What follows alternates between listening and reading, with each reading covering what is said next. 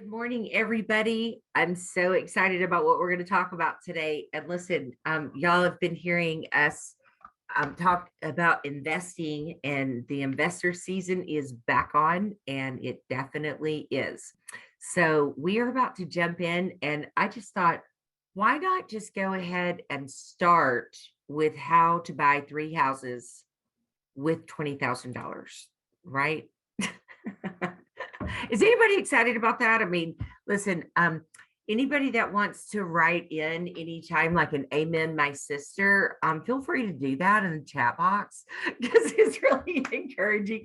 And I was just asking a person this morning that I was talking to him and his wife this weekend about investing, and I was like, hey, you know what? Just following up. I mean, what did you think? And like, how could I be more descriptive or fill in some of the blanks, for folks who have never done it but want to jump in?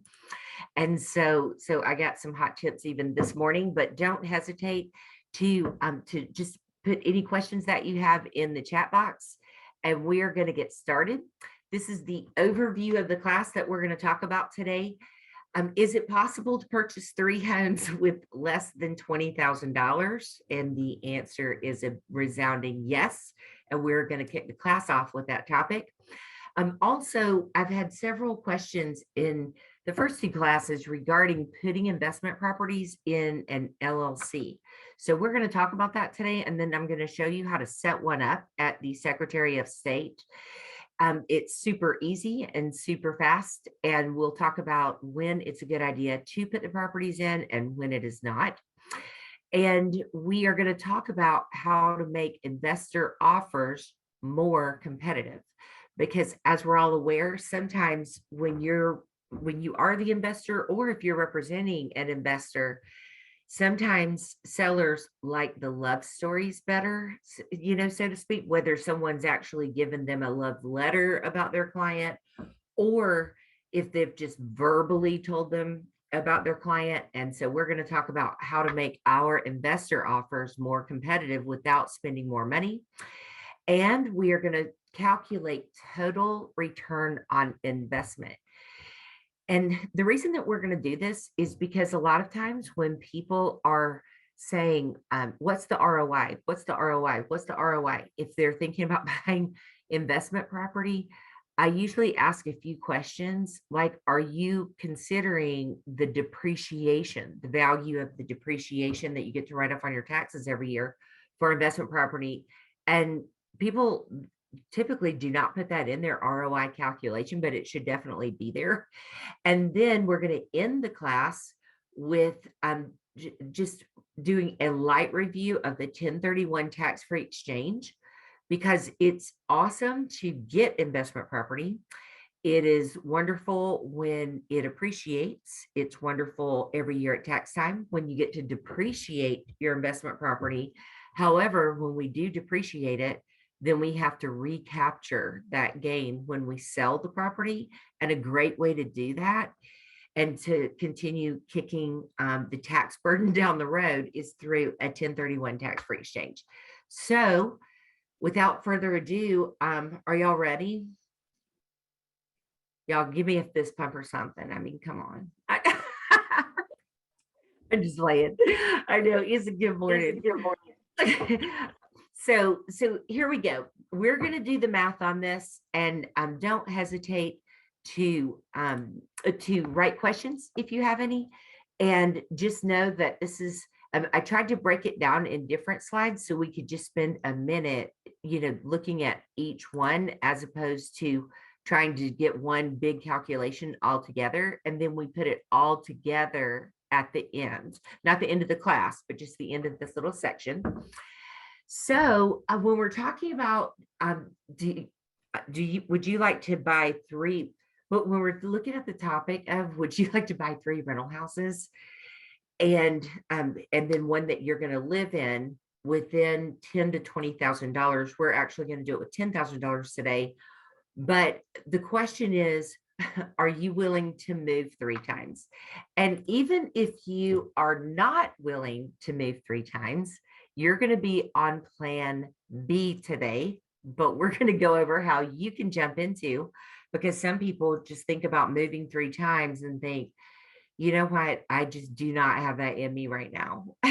And so it does not take you out of the game, but it certainly means that you will be putting more money down and you'll get a higher interest rate, because that's what investors get when they are getting mortgages.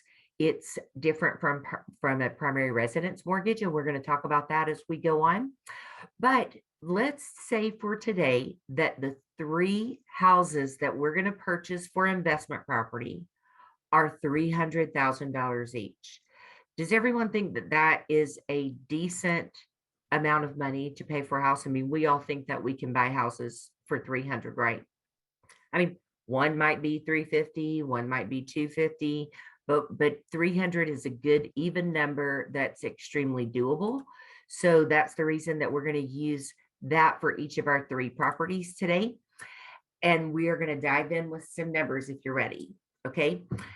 So plan A for our class today, remember, is the person that is going to move 3 times. This is the person that wants to buy 3 rental properties with less than $20,000 for the best interest rate. They're going to be inconvenienced. However, they're going to get the most bang for their buck. And so, by the way, I am talking about this from the rearview mirror perspective. Like I put in my email, this is what I did when I started off investing. And y'all, sometimes, I mean, you just get comfortable moving, and we'll have some hot tips on moving and getting your mind right so you don't get stressed or overwhelmed by the thought of that. We'll go through a little counseling session at the end on how we can use even self-talk and just being patient with ourselves to realize how to get started. But y'all, the bottom line is there's never been a better time to talk about inflation since Jimmy Carter was the president, okay, than today.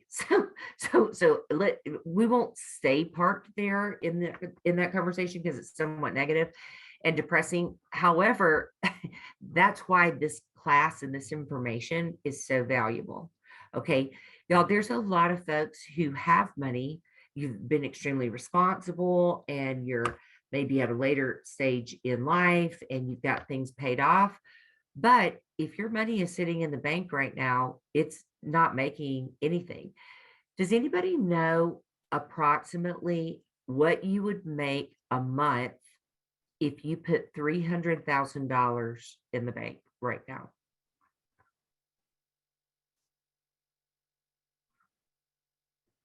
All right. So it's close to nothing, but it is less than $5. Okay. So that's sad to me. But when we think about how much rent we would get if we use that same $300,000 and bought a rental house, think about that. We're gonna be looking at numbers and doing the accordion style all day today. And even though we're going to talk about how to get 3 rental properties for investment with less than $20,000, just remember, this is also, we're going to come back to plan B, which is you don't want to move, but you still want in the game. So $300,000, that means if we buy this as a primary residence, then we're going to have to put 5% down. 5% down is going to be $15,000. Is everybody with me so far? Then we're going to get 3% commission. We're going to take commission when we close on the house. So we're going to get $9,000 of the 15 that we had to put down back. We're going to pay 0 closing cost because that's the only way that we're going to be able to get into 3 houses for less than $10,000, right? I'm going to show you how to get 0 closing costs, even if the seller will not pay it. So at this point, does everyone understand how we are at $6,000 in right now? Okay. All right. Stop me if you need to stop me. Okay. So I don't leave you in the dust. Okay. So here we go. We're going to include a special step in the contract that the buyer has permission to advertise and show house to potential tenants for 1 to 2 weeks before closing if we're getting an investment loan. If we're not, it does not matter because we don't have to.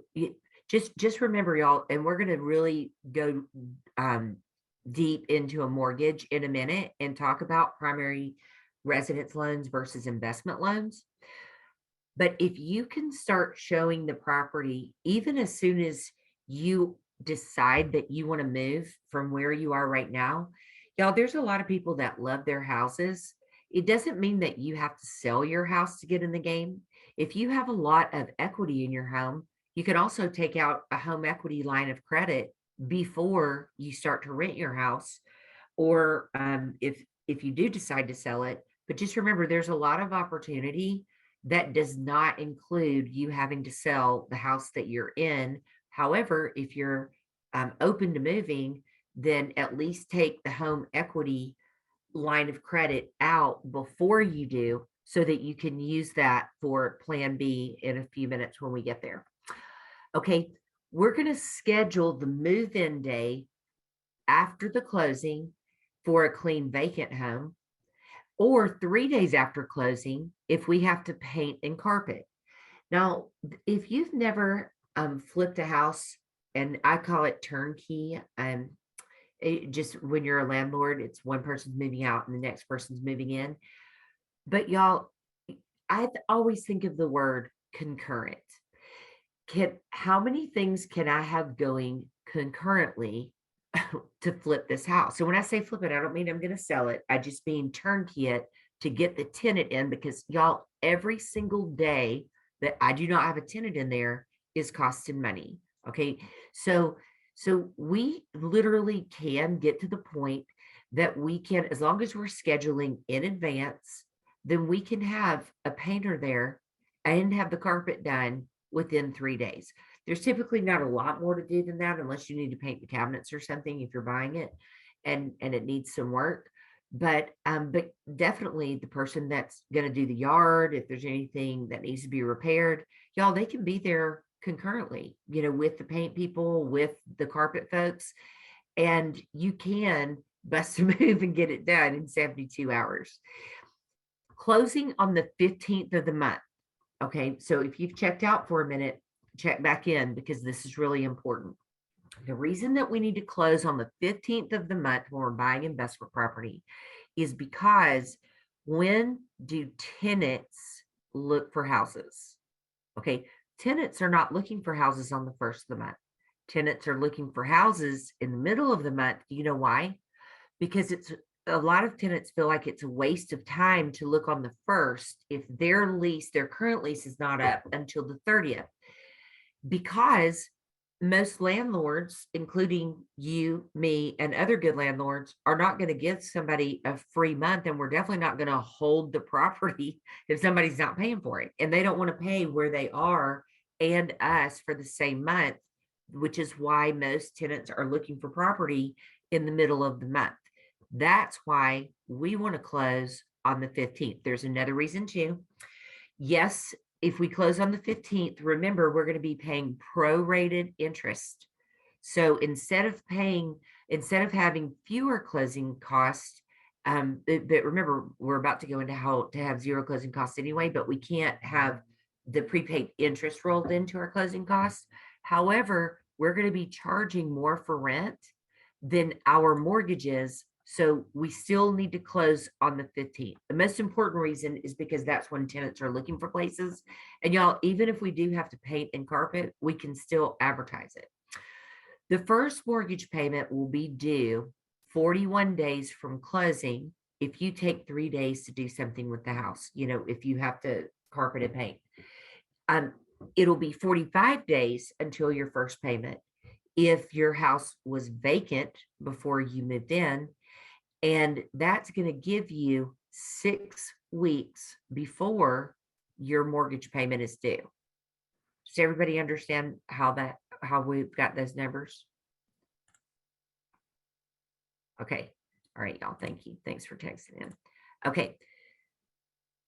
So if it's 45 days until my first mortgage payment, You know what that means? And here, let's look and see how much our mortgage payment is going to be. Those of you who may be afraid of Microsoft Excel and you just say, oh, I don't like Excel, I'm not good with spreadsheets, just get that out of your mind. Yes, you are. And self-talk to yourself positively. When you go to Microsoft Excel, when you open it, it'll say, do you want to open a new file? And you'll see a search bar at the top. Just type in one word, mortgage.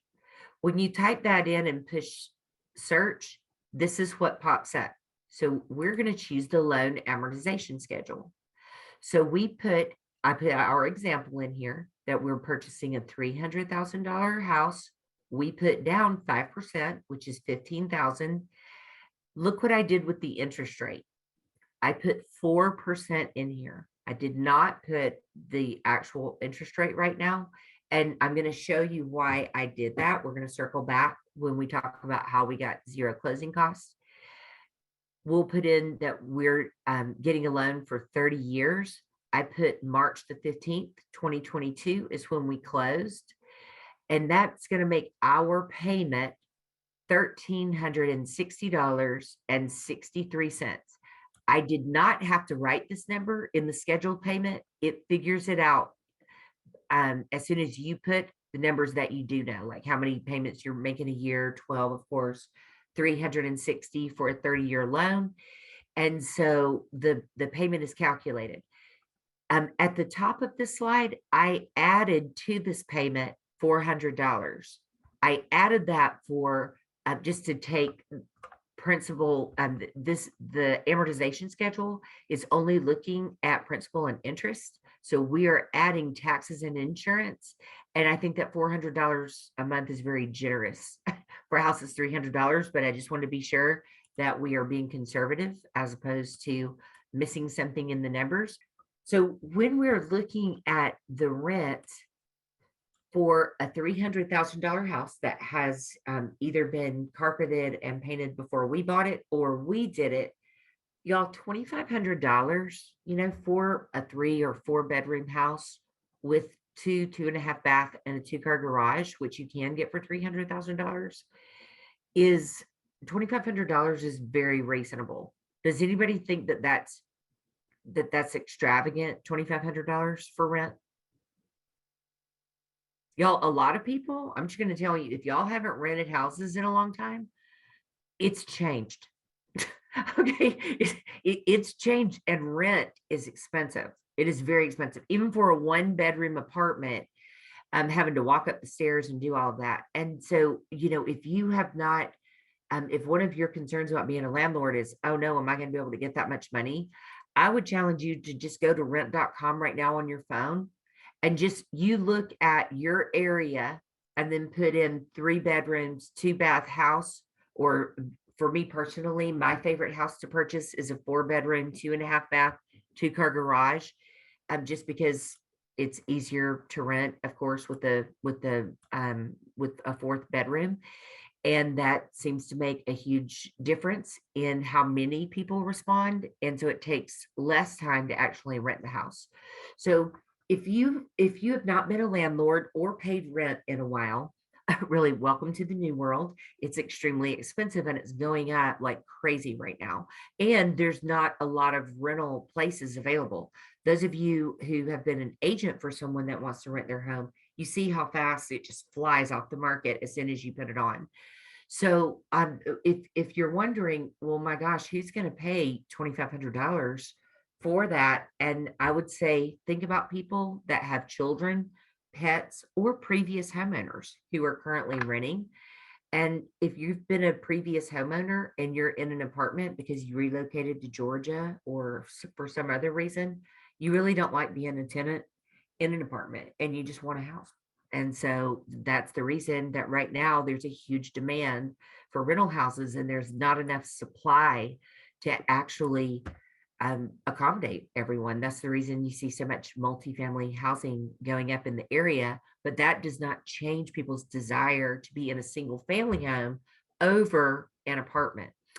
So let's talk about now how we get to zero closing costs because in the climate today, of course, in the seller's market, the last thing that we want to do if we want to get our offer accepted sometimes is to ask for closing costs right now, right? I mean, that's that sometimes you can just get laughed off the phone. It's like, yeah, the seller's not paying any closing costs. So let's talk about how we can get to zero closing costs without the seller's help so that we can give a clean offer asking for no closing costs. And you might say, well, Michele, why would I want to increase my own interest rate for an investment property that I do not want to sell anytime soon? You will know that by the end of this class, because this is what I want to ask you. Do you want to have 3 families paying off 3 homes for you concurrently? Or do you want to have 1 family paying off 1 home for you? Okay, surely we want 3. And then I'm going to ask you by the end of this class, do you want 3 or do you want 10? Because when you start to see the numbers, we're just trying to get the house and get people in it so that they can start paying it off for us.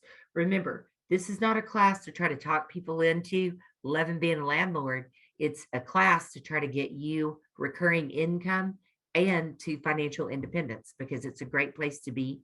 And this is the way to get there.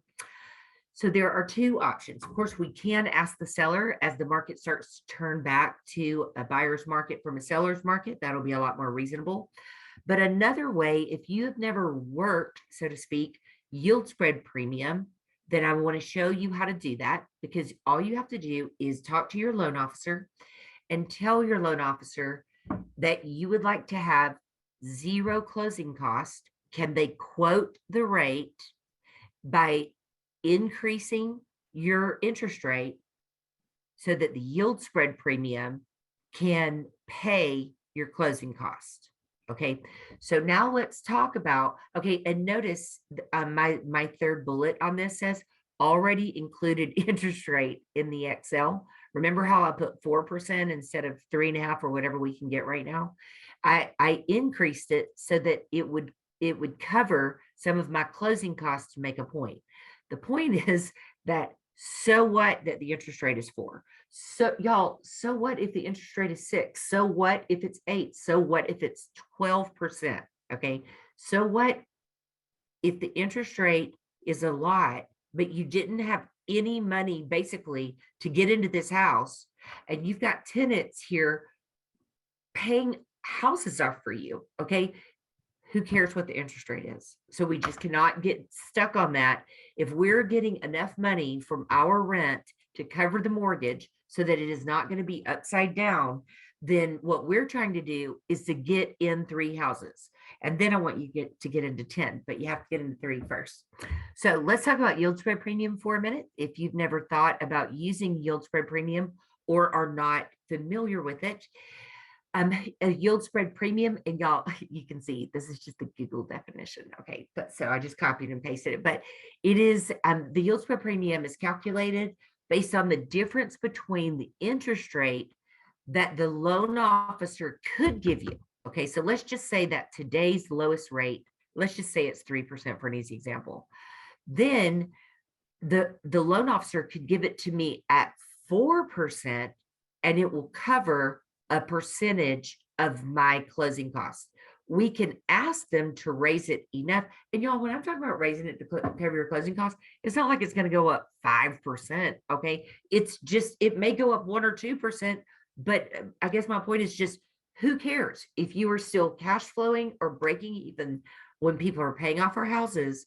Because we're not doing this so that we can tell our friends, hey, I'm a landlord now.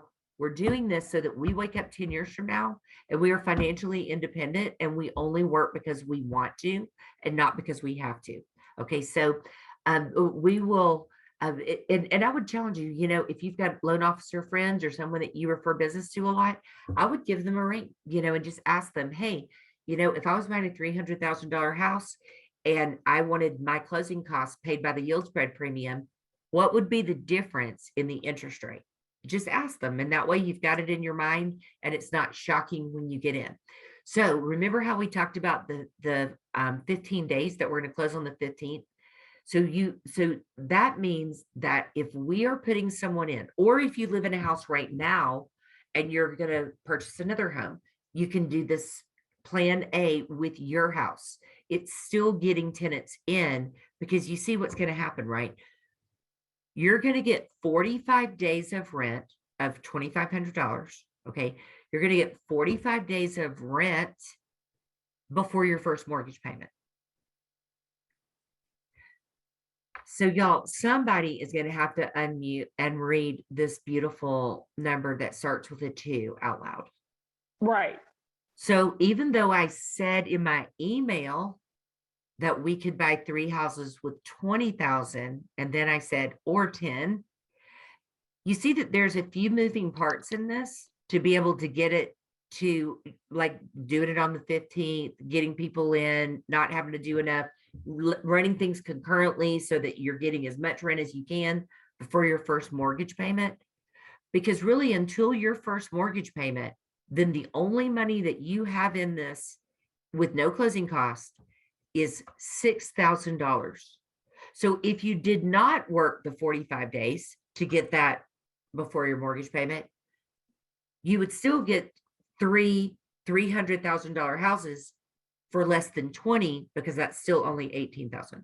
If all you did was just put the down payment and get your commission back and get your closing costs paid by your lender.